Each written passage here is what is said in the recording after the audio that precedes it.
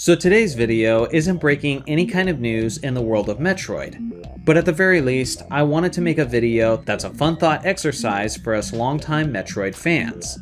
What are the top 5 Metroid games that we need to be released in the next 5 to 10 years? I imagine you all are going to be having your own unique choices, and I would love to hear those in the comments section below. But as for myself, these are just my top 5. So without further ado, let's get into it. Number 5 is the most obvious choice, and it's Metroid Prime 4. I would have this one higher on the list, but given the fact that we now know it's on its way, I left it to just the number 5 spot. Not only do we need Metroid Prime 4, but we need to see more of Metroid Prime 4.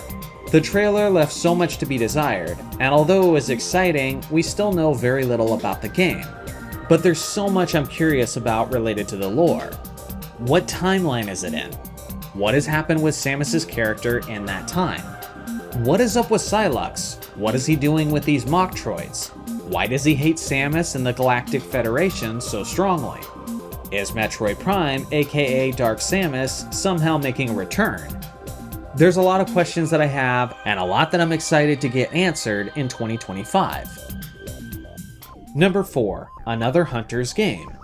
Metroid Prime Hunters was an absolute classic for the Nintendo DS. I love the game, I thought it was thrilling and exciting. I've always enjoyed multiplayer Metroid, and ever since Metroid Prime 2 Echoes, I've been waiting for it to make a comeback.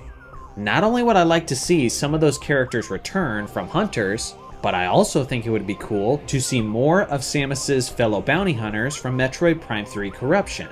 Spoiler alert, but we all know what happens with those hunters.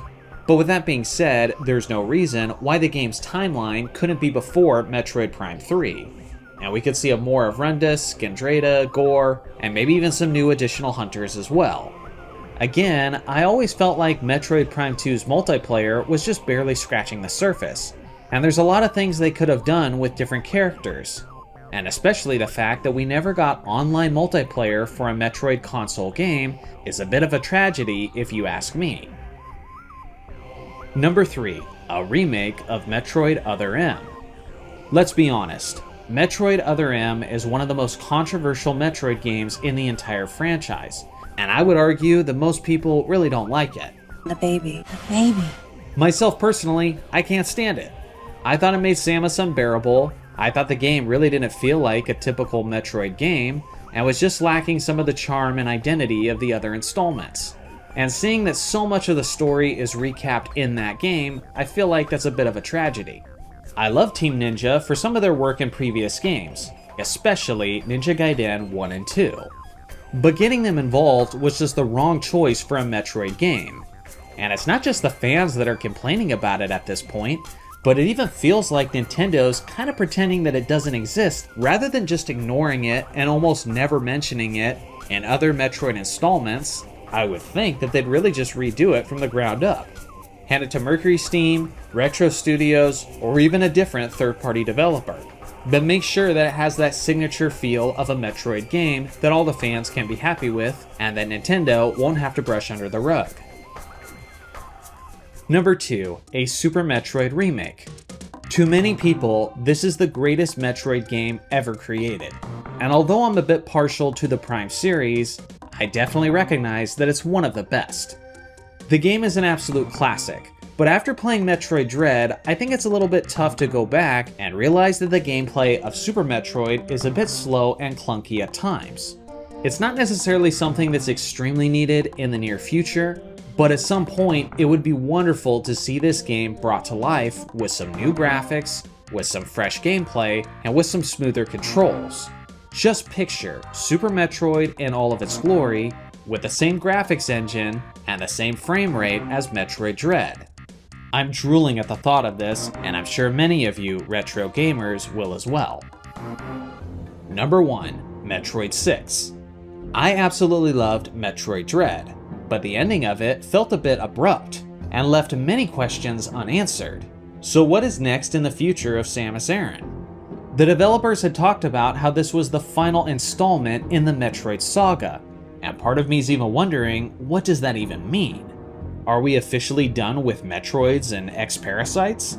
Will the game itself no longer be called Metroid, seeing that it's technically not the Metroid saga? And at the very least, who are going to be the new villains that Samus will be up against? Seeing how Dread did so well financially, I imagine it's only a matter of time before we get this game and a continuation of this story. Is Nintendo gonna keep digging up the grave of past villains like Ridley, Kraid, the Metroids, and the X-Parasite, or are we officially moving on to something new and something maybe even more intimidating? I'm also wondering if we're gonna see a return of the Metroid suit. Because as far as I can tell, Samus is still technically a Metroid, and I imagine that's still a bit of a danger to her system as she could once again accelerate into that form. Half of it's the story, half of it's just me dying for more of this gameplay. But if you ask me, once we've got our hands on Metroid Prime 4, this is the top priority and the game will need the most. So how does your list differ from mine? What are some Metroid games that you would like to see? Even if it's a story and even if it's an idea you just made up completely in your head, I'd love to hear it. Let me know in the comments section below. Thanks for watching as always, make sure to like and subscribe for more Metroid and Zelda content, and I'll see you guys in the next video.